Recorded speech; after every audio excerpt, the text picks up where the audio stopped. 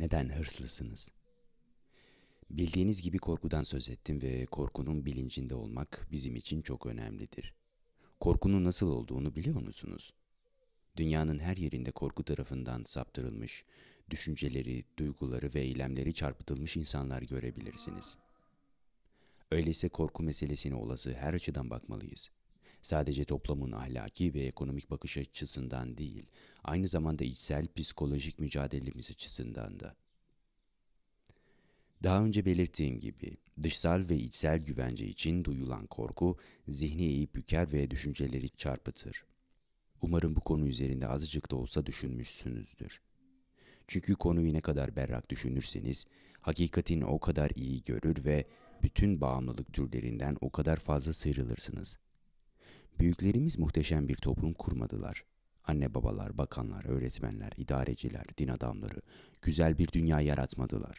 Aksine herkesin herkesle kavga ettiği, her grubun diğer gruplara, her sınıfın diğer sınıflara, her ulusun diğer uluslara, her ideolojinin diğer veya inanç silsilesinin diğer ideolojilere veya inanç silsilelerine karşı çıktığı ürkütücü ve vahşi bir dünya kurdular.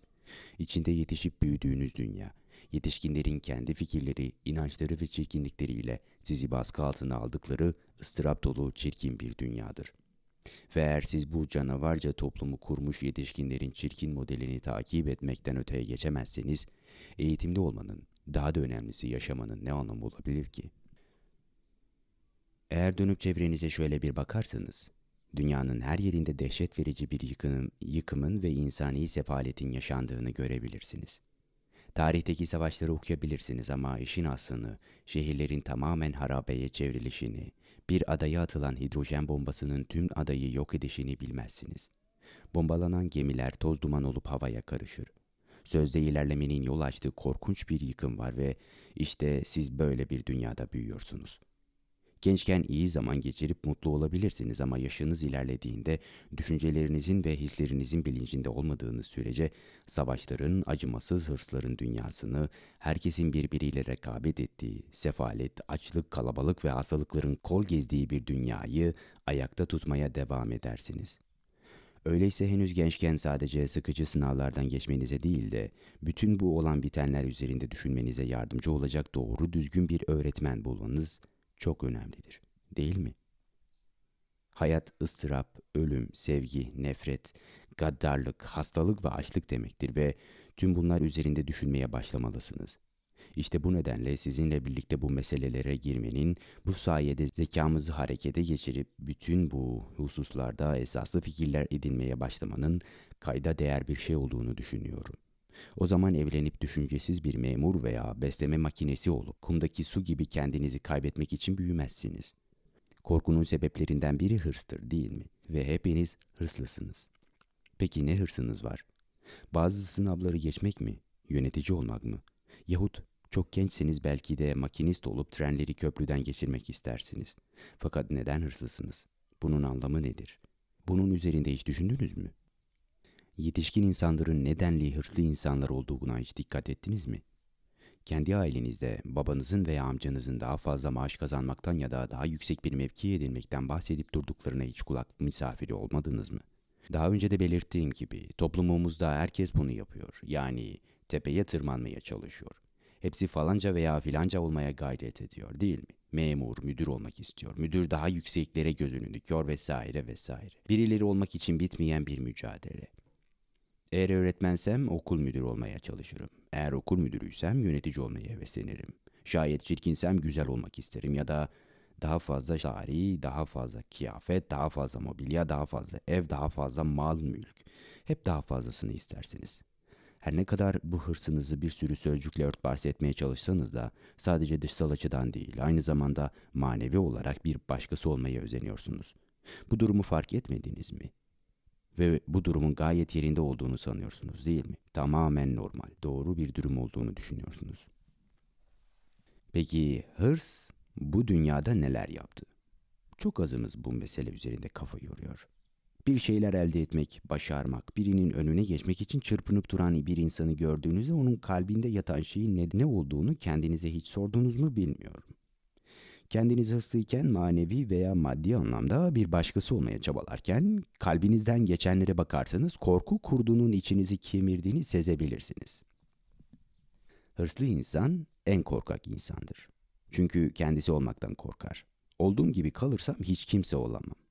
Öyleyse falanca olmalıyım, yargıç, vali veya bakan olmalıyım der.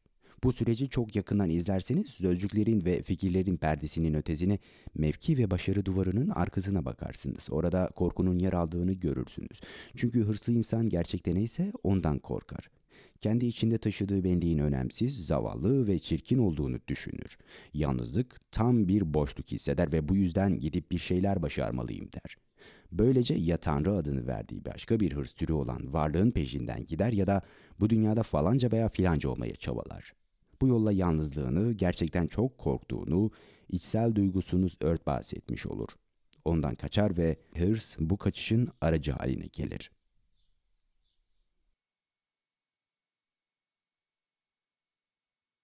Bu dünyada neler olup bitiyor? Herkes birbiriyle kavgaya tutuşmuş halde. İnsanlar kendilerinin diğerinden daha aşağıda olduğunu düşünüp yukarıya tırmanmaya çalışıyor.